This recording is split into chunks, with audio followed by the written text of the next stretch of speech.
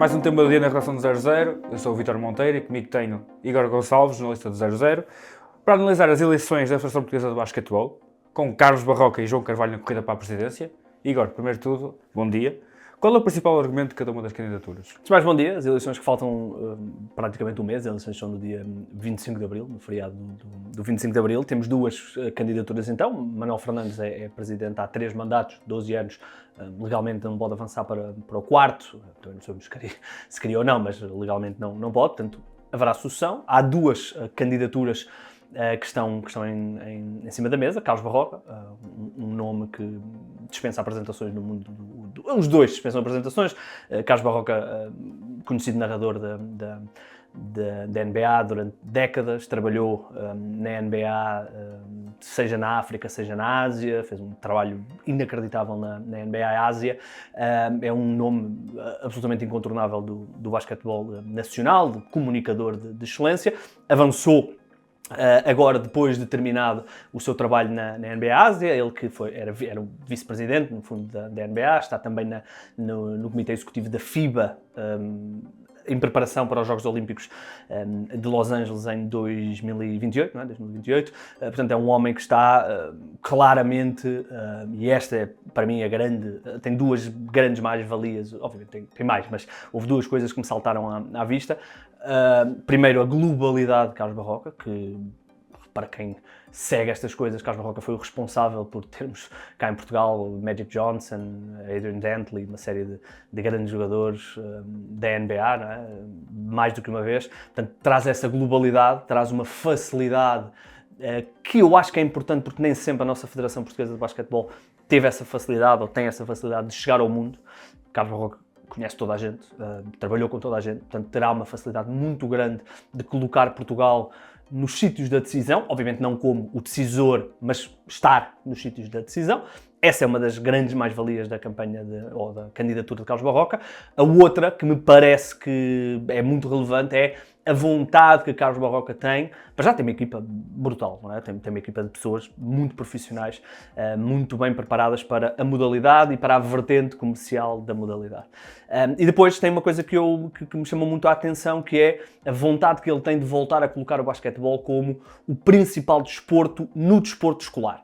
O que é que isto significa? No início da década de 2000, final da década de 90, início da década de 2000, o basquetebol nas escolas era o desporto. Obviamente o futebol tem outro tipo de argumentos, nem sequer interessa estar aqui a comparar, mas o basquetebol era o desporto, havia uma série de iniciativas, à cabeça, por exemplo, um torneio nacional que havia, que era na altura o Sunny Delight 3x3, muitos jogadores que depois foram agregados em equipas, começaram nesses pequenos torneios de escola, que foi-se perdendo um bocadinho, e agora a presença do basquetebol nas escolas, e o próprio Presidente da Federação Portuguesa de Basquetebol descreveu isso no último relatório de contas, não o 2025 está para sair, o de 2024, a dificuldade que a Federação está a encontrar em entrar nas escolas. E o Carlos Barroca aparentemente tem essa vontade de colocar o basquetebol novamente nas escolas, a recriação dos monitores, a recriação de pessoas que consigam ter proximidade entre uma escola ou uma associação de escolas e a Federação e os clubes daquela zona. Portanto, isso parece-me algo muito interessante e muito relevante, que é, no fundo, voltar a pôr o basquetebol como o principal desporto nas escolas, algo que foi ultrapassado pelo handball e pelo voleibol. Basta ver, por exemplo, o número de federados que o basquetebol tem, que é muito inferior ao número de voleibol ou números no handball.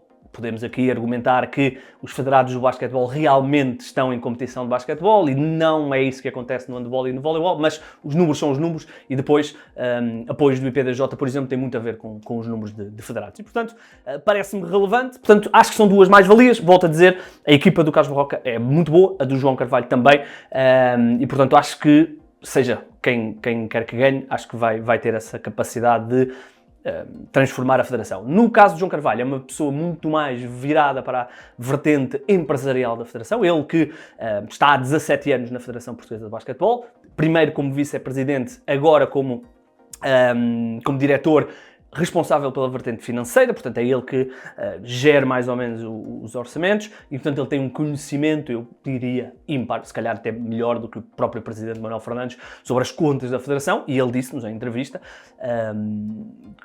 que as contas não são boas, que durante algum tempo foram boas. Ele explica que a entrada do dinheiro das apostas, portanto, das apostas esportivas e os subsídios do IPDJ vieram transformar o basquetebol, a entrada da Betclic também, mas que nos últimos anos criou-se aqui uma série de iniciativas que esgotaram esses recursos e nós não podemos consultar porque ainda não é público, mas ele, que foi a pessoa que elaborou o relatório de contas de 2025, que está agora para aprovação, confessou-nos em on e em off que os números vão ser piores do que o que têm sido. Portanto, ele tem um conhecimento brutal da vertente financeira da Federação Portuguesa de Basquetebol e, portanto, ele traz essa vontade de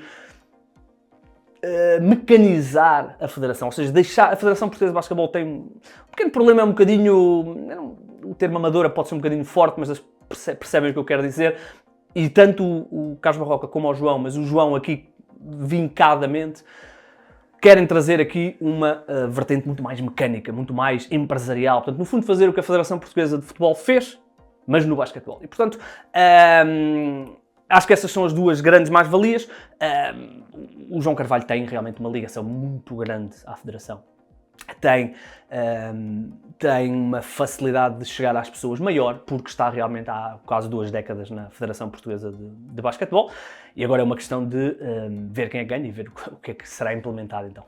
Olhando ao atual ponto de situação do basquetebol português, parece que estas eleições chegam em fase crucial. Chegam por 2 motivos. Primeiro, porque há recursos, que é algo que, se pensarmos, o próprio João Carvalho disse-nos isso, que quando ele entrou na Federação em 2000 ali na zona de 2010, final da década de 2010, ele disse-nos que quando ele entrou não havia recursos, não havia dinheiro de apostas, porque as apostas eram proibidas em Portugal, só havia os subsídios do IPDJ que eram muito curtos, e havia, naturalmente, a vertente comercial, que ele nos confessou que era também muito curta. E, portanto, ao contrário disso, agora há recursos. Para já, há um patrocínio da Betclic que em 2024, relatório de contas, estava mais ou menos na ordem dos 650 mil euros.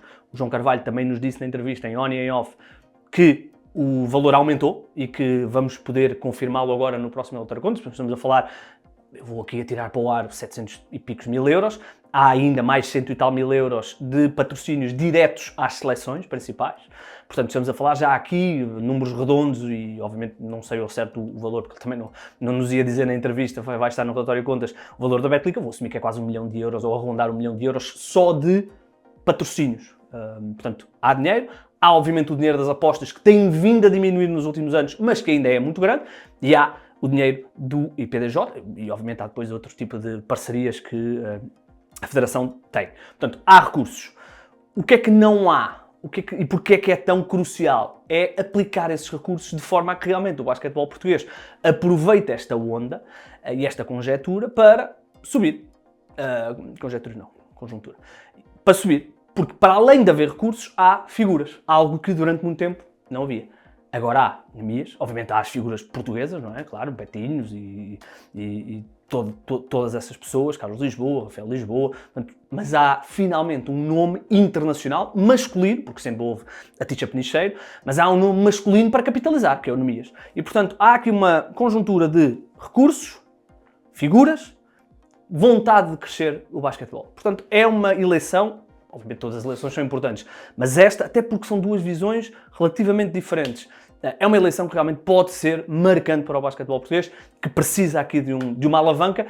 O próprio João Carvalho disse isso, ele disse que mesmo estando lá dentro, ele não teve problemas em dizer que com os bons resultados da seleção masculina, que esteve, como sabemos, no Campeonato da Europa e até passou a fase de grupos, com a seleção feminina 3x3, a poder sonhar com uma presença nos Jogos Olímpicos, com o Nemias, com as seleções jovens, com a Clara, que para quem possa não estar tão por dentro do basquetebol, Clara Oliveira está a dar cartas na NCAA agora no March Madness, tem uma possibilidade real de chegar à WNBA.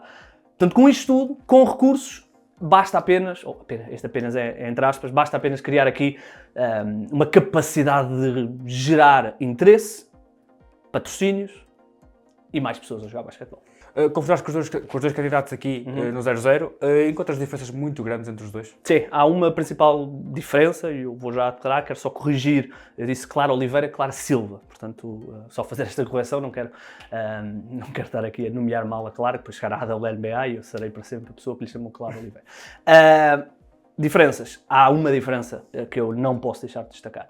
Já falei aqui de algumas características vincadas de um lado e vincadas do outro. Há uma grande diferença, que é o que fazer com a Liga Betclic, a liga principal, e a Pro Liga também, mas as duas ligas principais do basquetebol nacional. Carlos Barroca, e foi o título até que eu escolhi para a entrevista, Carlos Barroca disse muito claramente que, na visão dele, é absolutamente desejável que se crie a profissionalização, que a Liga Portuguesa de Basquetebol, Liga Betclic, saia da alçada da Federação, exatamente como temos no modelo do futebol. Há a Federação, há a Liga, e a Liga gera as ligas profissionais. Carlos Barroca defende isso, defende que, por exemplo, defende que dentro disso é o melhor cenário para que a Federação não tenha que despender recursos humanos, técnicos e financeiros para fazer crescer a Liga. Ou seja, poder se concentrar em formação, apoiar os clubes, seleção, fazer crescer o basquetebol com escolas, ou seja, poder-se focar nesse tipo de coisas, que é o que a Federação Portuguesa de Futebol faz. E a Liga estaria ao encarregue dos clubes, né, que é como é a Liga Portuguesa de Futebol. Tem os clubes que, no fundo, mandam em si próprios. Obviamente com regras, não é bandalheira. Mas temos portanto, essa é a grande defesa de Carlos Barroca. Já o João Carvalho não quer isso. Acredita que pode haver uma maior autonomia, mas que será sempre da responsabilidade da Federação Portuguesa de Basquetebol.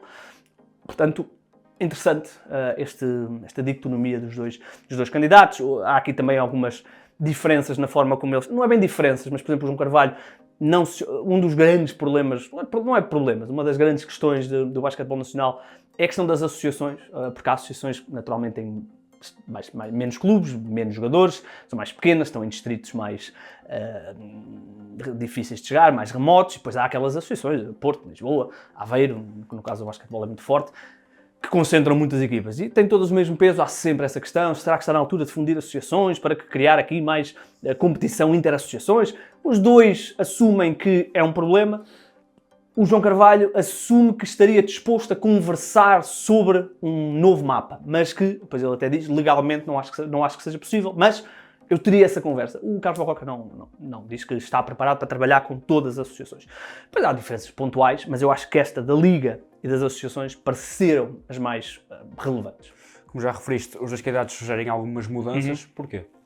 Porque, como eu disse há bocadinho, um dos grandes problemas da Federação Portuguesa de Basquetebol, eu diria que se calhar a maioria das federações padecem deste problema, é alguma falta de capacidade, porque também têm menos dinheiro, portanto são menos atrativas para empresas.